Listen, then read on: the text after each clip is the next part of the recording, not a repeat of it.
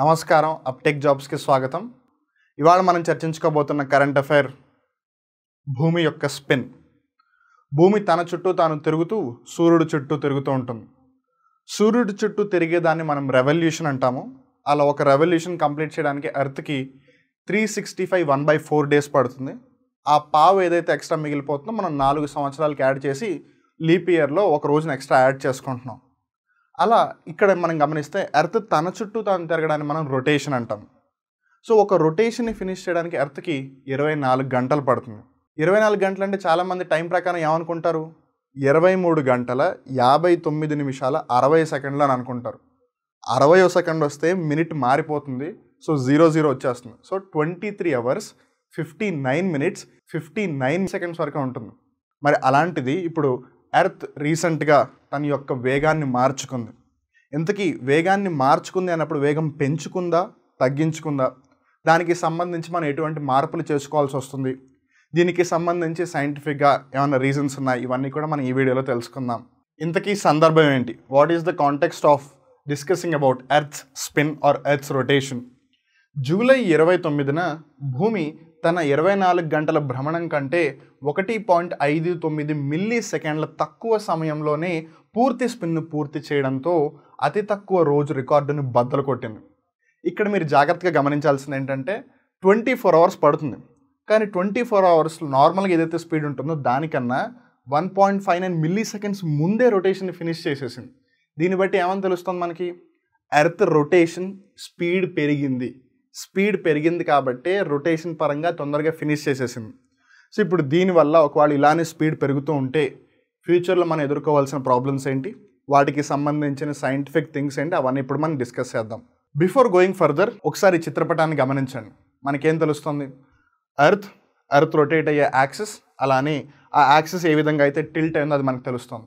ఇక్కడ మీరు జాగ్రత్తగా గమనిస్తే ఈ టిల్ట్ అయింది ఏదైతే ఉందో అది 23.5 డిగ్రీలు. అందుకే 23.5 degrees నార్త్ 23.5 degrees సౌత్ అంటారు. ఎందుకంటే ఎర్త్ ఇలా ఉండి తిరగట్లేదు, ఇలా టిల్ట్ అయి ఉండి ఇలా తిరుగుతుంది. అండ్ మోర్ ఓవర్ చాలామంది ఏమనుకుంటారంటే సన్ ఈస్ట్ను ఉదయిస్తుంది, పశ్చిమాన అస్తమిస్తుంది అని.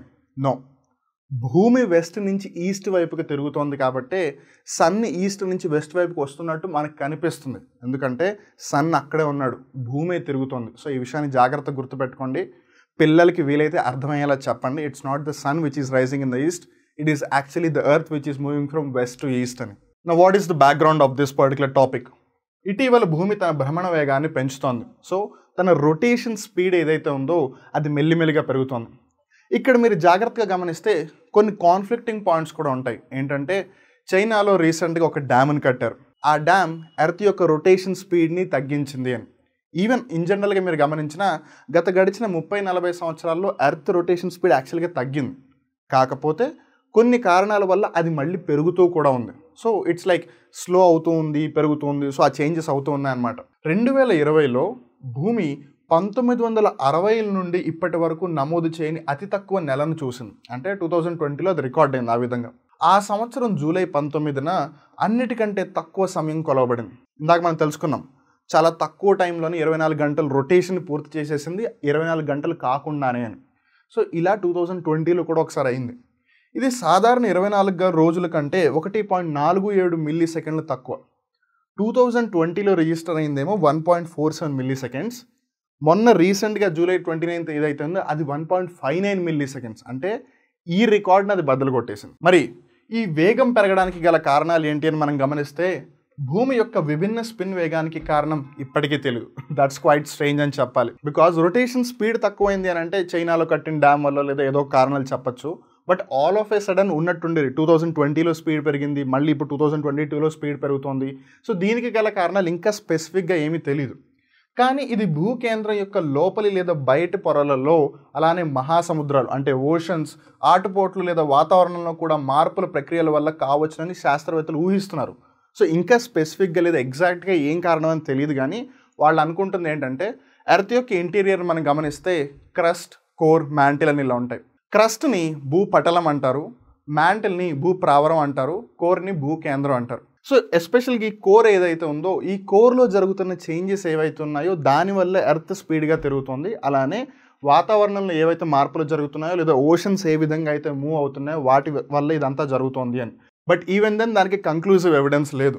కొంతమంది పరిశోధకులు చాండ్లర్ వోబుల్ అని పిలువబడే భూమి యొక్క భౌగోళిక ధృవాల కదలికలకు సంబంధించి ఇది ఈ విధంగా అయి ఉండొచ్చు అని నమ్ముతున్నారు. ఇక్కడ ఈ చాండ్లర్ వోబుల్ అని అంటే మన ఎర్త్ ఒకవేళ ఇలా స్టిల్గా ఉందనుకోండి, ఇలా ఉండకుండా ఒక 9 మీటర్స్ అటు ఇటు ఇలా ఊగుతూ ఉంటుంది. ఇది ఒక అమెరికన్ సైంటిస్ట్ గుర్తించారు, ఆయన పేరు మీద దాన్ని పిలుస్తున్నారు ఆ ఎఫెక్ట్ని చాండ్లర్ వోబుల్ అని. వోబుల్ అంటే ఏంటి? ఇట్లా ఊగడం. సో మన ఎర్త్కి ఏమవుతుందంటే ప్రతి సంవత్సరం 9 మీటర్లు అటు ఇటు వాబుల్ అవుతుంది. సో దానివల్ల ఇది అవుతోంది, అందుకే ఎర్త్ ఇంత ఫాస్ట్గా రొటేట్ అవుతుందని వాళ్ళు అనుకుంటున్నారు. But even then it's not yet proved. And now comes the real thing. Earth ఫాస్ట్గా మూవ్ అవుతుంది, స్లోగా మూవ్ అవుతుంది, వాట్ ఎవర్ థింగ్స్. బట్ ఇప్పుడు ఎర్త్ ఫాస్ట్గా మూవ్ అవడం వల్ల దాని యొక్క ఇంపాక్ట్, దాని యొక్క ఎఫెక్ట్ ఏ విధంగా ఉంటుంది, ఒకవేళ మనకి దానివల్ల ఏదైనా సమస్యలు వస్తే వాటిని పరిష్కరించడం ఎలా? భూమి పెరుగుతున్న వేగంతో తిరుగుతూ ఉంటే అది భూమి సూర్యుని చుట్టూ తిరిగే రేటును పరమాణు గడియారాల కొలతకు అనుగుణంగా ఉంచే ప్రయత్నంలో నెగిటివ్ లీప్ సెకండ్లకి దారి తీయవచ్చు. ఈ నెగిటివ్ లీప్ సెకండ్ అనేది మనం కొద్దిసేపట్లో తెలుసుకుందాం. సో ఇప్పుడు రొటేషన్ పరంగా టైం తగ్గిపోతే అప్పుడు మనం రెవల్యూషన్ పరంగా కూడా టైంని దానికి కాంపెన్సేట్ చేయాలి కదా. అయితే నెగిటివ్ లీప్ సెకండ్ స్మార్ట్ ఫోన్లు, కంప్యూటర్లు మరియు కమ్యూనికేషన్ వ్యవస్థలలో గందరగోళ పరిణామాలను కలిగిస్తుంది. ఇప్పుడు మనం నెగిటివ్ లీప్ సెకండ్ అంటే ఏంటో తెలుసుకుందాం. ఉదాహరణకి లీప్ ఇయర్ అంటే ఏంటి? ఆ సంవత్సరంలో ఒక రోజు ఎక్స్ట్రా వస్తుంది అని. ఆ ఒక రోజు ఎక్కడి నుంచి ఎక్స్ట్రా వస్తుంది? సో మామూలుగా ఒక సంవత్సరం అంటే ఒక రెవల్యూషన్ ఫినిష్ చేయడానికి ఎర్త్కి సూర్యుడు చుట్టూ తిరగడానికి 365 1/4 డేస్ పడుతుంది. కానీ మనం ఇన్ జనరల్గా 365 డేస్ అనేస్తాము, లీప్ ఇయర్లో 366 అని. ఎందుకు? ఇలా 1/4 1/4 1/4 అని 4 సంవత్సరాలు యాడ్ చేసుకుంటే అది ఒకటి అయిపోతుంది. కాబట్టి లీప్ ఇయర్లో 366 డేస్ వస్తాయి. ఇది ఏమవుతుంది? పాజిటివ్ లీప్ అవుతుంది, ఎందుకంటే మనం యాడ్ చేస్తున్నాం. అలానే ఇప్పుడు ఎర్త్ ఫాస్ట్గా తిరుగుతుందిగా, అంటే 24 అవర్స్లో ఫినిష్ చేయాల్సిన రొటేషన్ 24 అవర్స్ కన్నా ముందే ఫినిష్ చేసేస్తుంది. సో అప్పుడు ఏమవుతుంది? ఆ టైం ఏదైతే ఉందో ఆ టైం తగ్గించాలా పెంచాలా అనే దాన్ని ఈ లీప్ సెకండ్స్ అంటారు. ఒకవేళ టైంని యాడ్ చేస్తే దాన్ని పాజిటివ్ లీప్ సెకండ్ అంటారు, ఒకవేళ టైంని తగ్గిస్తే దాన్ని నెగిటివ్ లీప్ సెకండ్ అంటారు. ఇక్కడ ఇంకో ఇంట్రెస్టింగ్ ఫ్యాక్టర్ ఏంటంటే 1960s 1970s నుంచి ఈ పద్ధతిని ఉపయోగిస్తున్నారు, ఈ లీప్ సెకండ్ అనే పద్ధతిని. ఇప్పటి వరకు భూమికి సంబంధించి అన్నిసార్లు పాజిటివ్ లీప్ సెకండ్ తీసుకోవడం జరిగింది, కానీ నెగిటివ్ లీప్ సెకండ్ ఇప్పటివరకు ఎప్పుడు తీసుకోలేదు. ఎందుకంటే ఎర్త్ యొక్క రొటేషన్ స్లోగానే జరుగుతూ ఉంది కాబట్టి ఆ 24 అవర్స్కి అడ్జస్ట్ చేయడానికి సెకండ్స్ని యాడ్ చేశారు కానీ ఎప్పుడు రిమూవ్ చేయలేదు. కానీ for the first time earth ఇప్పుడు ఫాస్ట్గా తిరగడం మొదలవుతుంది. సో ఇప్పుడు ఎర్త్ ఫాస్ట్గా తిరగడం మొదలవుతుంది కాబట్టి మనం నెగిటివ్ లీప్ సెకండ్ అంటే ఒక సెకండ్ తగ్గించాల్సి వస్తుంది. సో ఇప్పుడు జాగ్రత్తగా గమనించండి. నెగిటివ్ లీప్ సెకండ్ ప్రధానంగా శాస్త్రవేత్తలకు ప్రయోజనం చేకూరుస్తుంది. ఇన్ జనరల్గా మనకి పెద్దగా ఇంపాక్ట్ ఉండదు, బట్ సైంటిస్టులకు ఎవరికైతే మిల్లీ సెకండ్స్ కూడా చాలా ఇంపార్టెంట్, వాళ్ళకి ఇది చాలా ఇంపార్టెంట్ అనమాట. ఏది? ఈ నెగిటివ్ లీప్ సెకండ్ అనేది. కానీ ఇది మంచి కంటే ఎక్కువ హాని చేసే ప్రమాదకర ప్రక్రియ. అందుకే ఇప్పటివరకు ఎప్పుడు నెగిటివ్ లీప్ సెకండ్ అని రాలేదు. అండ్ దానికి గల కారణం ఎర్త్ రొటేషన్ ఎప్పుడు స్లోగానే ఉంది. ఎందుకంటే గడియారం 000000కి రీసెట్ చేయడానికి ముందు 23:59:59 నుండి 23:59:60 వరకు పురోగమిస్తుంది. Now this is very important, జాగ్రత్తగా అర్థం చేసుకోండి ఒకసారి.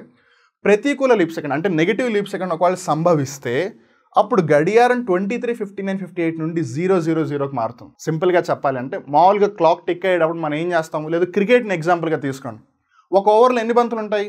6 బంతులు ఉంటాయి. సో ఫస్ట్ ఓవర్ స్టార్ట్ చేసేటప్పుడు మనం 0 నుంచి స్టార్ట్ చేస్తాం. 0.1 0.2 0.3 0.4 0.5. ఇప్పుడు 6th బాల్ వేసినప్పుడు 0.6 అనరు, డైరెక్ట్గా 1 ఓవర్ అయిపోయింది అని అంటారు. రెండో ఓవర్ వేసినప్పుడు మళ్ళీ 1.1 1.2 1.3 1.4 1.5 అంటారు. రెండో ఓవర్ అయిపోయడానికి అది 1.6 అని చెప్పరు, 2 ఓవర్స్ ఫినిష్ అయిపోయింది అంటారు. అలానే 24 గంటల దగ్గరికి వచ్చేసరికి 23 గంటల 59 నిమిషాల 59 సెకండ్ల తర్వాత డైరెక్ట్ ఈ టైం వస్తుంది, కానీ 23 hours 59 minutes 60 seconds రాదు. బట్ ఈవెన్ దెన్ మనం అలా కన్సిడర్ చేస్తాం అంతే. ఇప్పుడు ఎర్త్ ఫాస్ట్గా తిరుగుతుందని ఒక సెకండ్ తగ్గించేశారు అనుకోండి, అప్పుడు 23:59:59 నుంచి 23 hours 59 minutes 58 secondsకి వచ్చేస్తుంది. బికాస్ వాళ్ళు టైం తగ్గిస్తున్నారు కాబట్టి నెగిటివ్ లీప్ సెకండ్ ప్రకారం. అప్పుడు 23:59:58 నుంచి డైరెక్ట్ అది 0000కి వస్తుంది, కానీ ఈ డిఫరెన్స్ పోతుంది. సో ఇప్పుడు ఈ డిఫరెన్స్ని వాళ్ళు శాటిలైట్స్తోనూ కమ్యూనికేషన్ సిస్టమ్స్తోనూ అన్నిటితోనూ ఇంటిగ్రేట్ చేయాల్సి వస్తుంది. And that is the problem. దీనిని పరిష్కరించడానికి అంతర్జాతీయ సమయ పాలకులు నెగిటివ్ లీప్ సెకండ్ అంటే డ్రాప్ సెకండ్ని జోడించాల్సి రావచ్చు. సో డ్రాప్ సెకండ్ అంటే ఏంటి, ఇప్పుడు ఏదైతే ఈ డిఫరెన్స్ వస్తుందో దాన్ని కాంపెన్సేట్ చేయడానికి వాళ్ళు ఏదైతే సెకండ్ రిమూవ్ చేస్తారో దాన్ని డ్రాప్ సెకండ్ అంటారు. సో చూసారుగా, మనం ఎంతసేపు రోజుకి 24 గంటలు అరే నాయన 25 గంటలు ఉంటే బాగుండు, 26 గంటలు ఉంటే బాగుండు, కొంతమంది రోజుకి 12 గంటలు ఉంటేనే బాగుండు అనుకుంటారు. వెల్, ఆ 24 గంటల్ని యాజ్ ఇట్ ఈస్ మెయింటైన్ చేయడానికి, కమ్యూనికేషన్ సిస్టమ్స్లో ఎటువంటి ప్రాబ్లమ్స్ రాకుండా ఉండడానికి సైంటిస్టులు చాలా కష్టాలు పడుతున్నారు. Well, we hope that earth ఫాస్ట్గా తిరిగినా స్లోగా తిరిగినా ఈ క్యాలిక్యులేషన్స్ అయితే మనం సంహౌ మేనేజ్ చేయొచ్చు, కానీ మన జీవితాన్ని మనం మేనేజ్ చేయలేం. బికాజ్ ఎర్త్ ఫాస్ట్గా తిరగడం మొదలు పెడితే భూమిలో వాతావరణ మార్పులు చాలా వేగంగా జరుగుతాయి. ఏదైతేనే జాగ్రత్తగా ఉందాం, ఒకరికొకళ్ళు సాయం చేసుకుంటూ ఉందాం, అందరం ఆనందంగా హాయిగా బ్రతుకుదాం, మోరోవర్ ఆరోగ్యంగా బ్రతుకుదాం. ఇక్కడితో ఇవాళ కరెంట్ అఫైర్ ఎపిసోడ్ ముగుస్తుంది. మళ్ళీ ఇంకో రోజు ఇంకో కొత్త కరెంట్ అఫైర్ ఎపిసోడ్తో కలుద్దాం. అప్పటి వరకు చూస్తూనే ఉండండి అప్టేక్ జాబ్స్. ఇలాంటి ఆసక్తికరమైన వీడియోలు మీరు మళ్ళీ చూడాలి అనుకుంటే మా అప్టేక్ జాబ్స్ యూట్యూబ్ ఛానల్ని సబ్స్క్రైబ్ చేసి ఆ బెల్ బటన్ని ప్రెస్ చేయండి. మీరు గ్రూప్ 1, గ్రూప్ 2, గ్రూప్ 4 లాంటి పరీక్షలకి సన్నద్ధం అవుతున్నారా? ఇలాంటి సబ్జెక్టులకి సంబంధించిన విషయాలు మీకు ఎక్కడా తెలియట్లేదా? అయితే మీకు వన్ స్టాప్ సొల్యూషన్ మా అప్టేక్ జాబ్స్. ప్లే స్టోర్ నుండి యాప్ని డౌన్లోడ్ చేసి మొబైల్ ఫోన్స్లో ఇన్స్టాల్ చేసుకోండి. కొత్త విషయాల్ని డీటెయిల్గా తెలుసుకోండి. నేను మీ సాయి వివేక్, సైనింగ్ ఆఫ్.